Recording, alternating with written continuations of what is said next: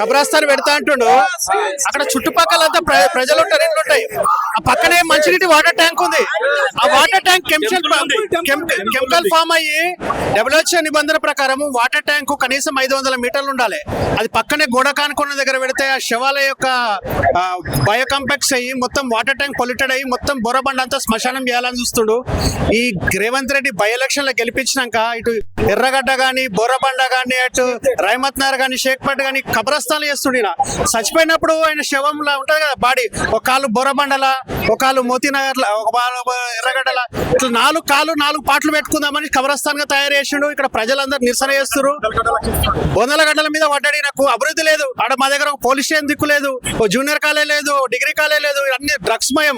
ఈ డ్రగ్స్ మయంలో తీసుకొచ్చి ఊర్ల మధ్య శ్మశాన వాటికి పెట్టుకుంటారు, ఊరవతల పెట్టుకుంటారు. ఆ పక్కన గుట్టల బేగం పెట్ల 63 సర్వే నంబర్ల 80 ఎకరాల భూమి ఉంది, అక్కడ పెట్టుకుంటే రోగం అవుతుంది. సభలు అన్నాడు, ఎక్కడనో దూరం వెతకండి, దూరం మన పొలమా ఊరవతల పొరమేళ చెప్పిండు.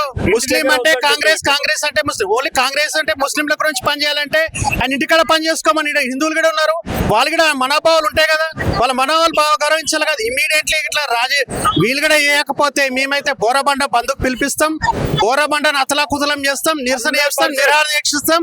ఎట్టి పరిస్థితుల్లో జీవోలని విత్డ్రా చేసుకోవాలి. మేము కలెక్టర్ అందరినీ కలిసాం, వాళ్ళందరూ కూడా నాటకాలు చేస్తారు.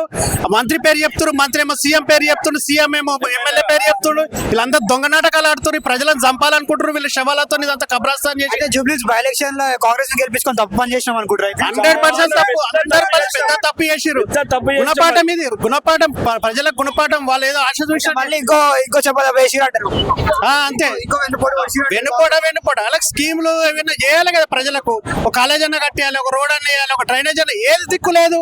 తీసుకొచ్చి శ్మశాన వాటి కదా ఏం లేదు. అందరికి జాగ్రత్త ఉండండి. నెక్స్ట్ కార్పొరేషన్ ఎలక్షన్స్ వస్తున్నాయి, ఇది మాత్రం వీటిని మాత్రం నమ్మకండి. 100% చాలా ఆలోచించి ఓటు వేయండి. ఖైరతాబాద్ బై ఎలక్షన్స్ కూడా ఉన్నాయి, సో ఆలోచించి వేయండి ఓటు.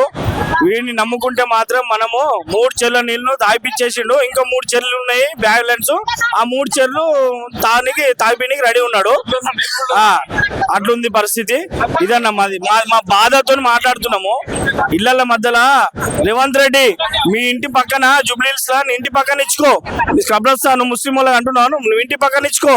నీకు అర్థమైందా? అప్పుడు తెలుస్తుంది నీకు.